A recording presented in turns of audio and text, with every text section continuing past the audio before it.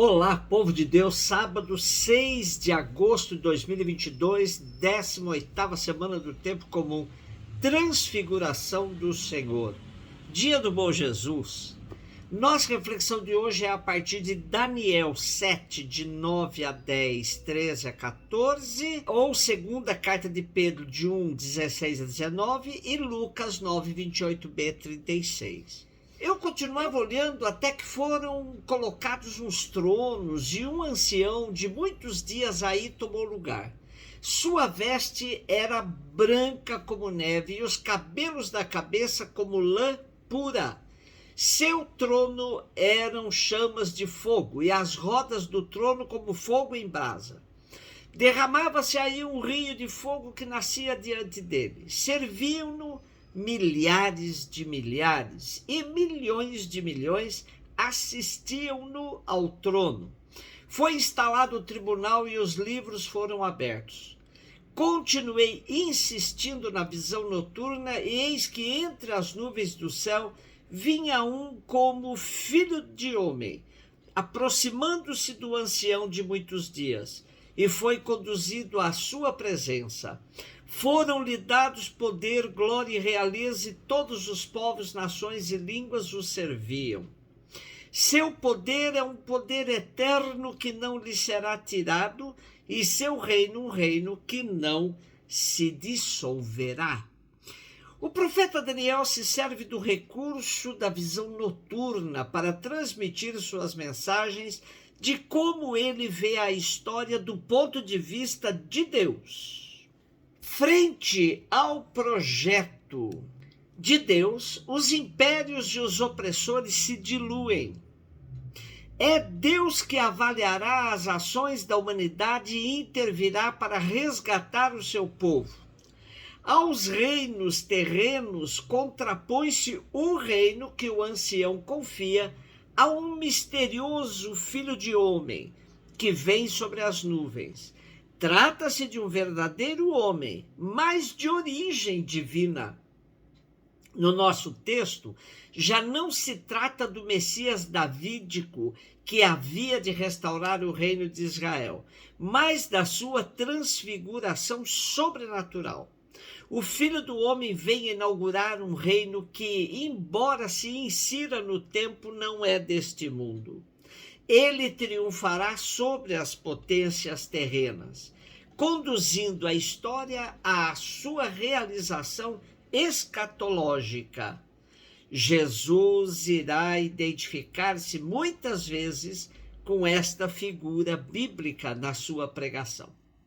Segunda carta de Pedro 1, 16, 19. Caríssimos, não foi seguindo fábulas habilmente inventadas que vos demos a conhecer o poder e a vinda de nosso Senhor Jesus Cristo, mas sim por termos sido testemunhas oculares da sua majestade.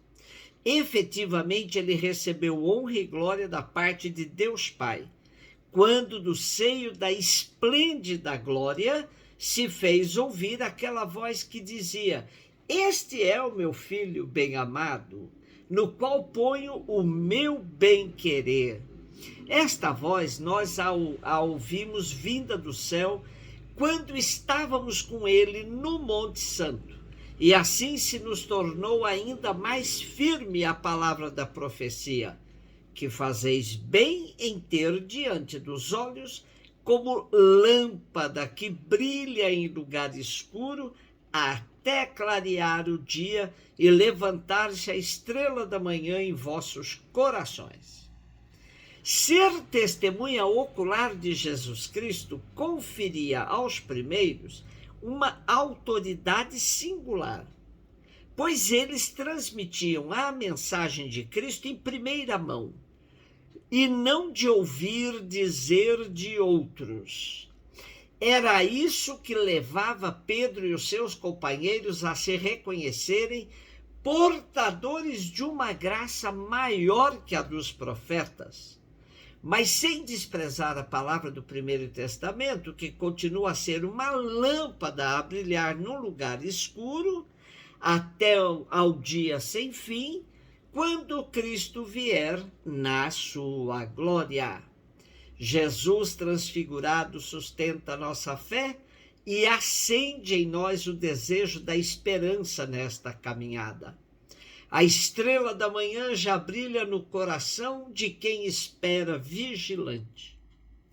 Lucas 9, 28b a 36. Jesus levou consigo Pedro, João e Tiago e subiu a montanha para rezar. Enquanto rezava, seu rosto mudou de aparência e sua roupa ficou muito branca e brilhante. Eis que 2 homens estavam conversando com Jesus. Eram Moisés e Elias.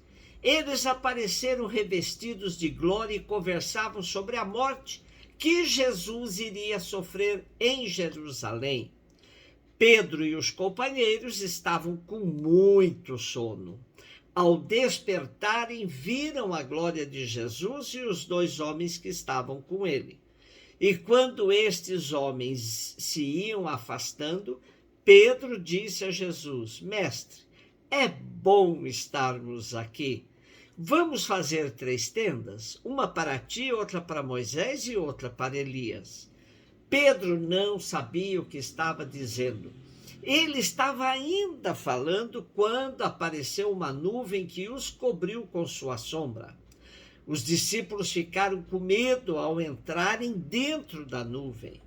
Da nuvem, porém, saiu uma voz que dizia: Este é o meu filho escolhido. Escutai o que ele diz.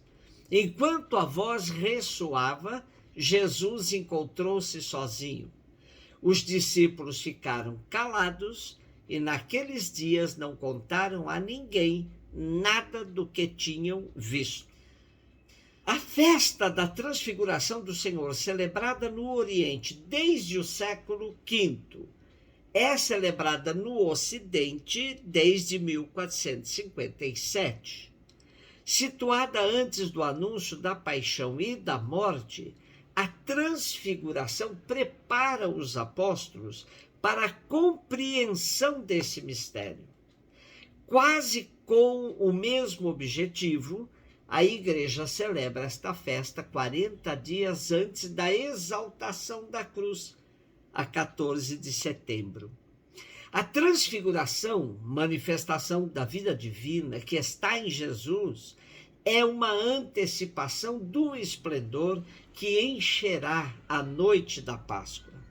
Os apóstolos, quando virem Jesus na sua condição de servo, não poderão esquecer a sua condição divina. Podemos dizer que a transfiguração de Jesus se constitui numa ação pedagógica junto aos discípulos, pois os prepara para enfrentar o momento da paixão e do sofrimento de Cristo.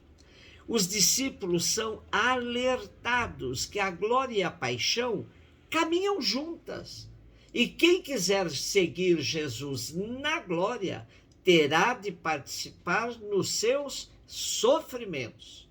A transfiguração é um primeiro resplendor da glória divina do Filho, chamado a ser servo sofredor para a salvação de todos.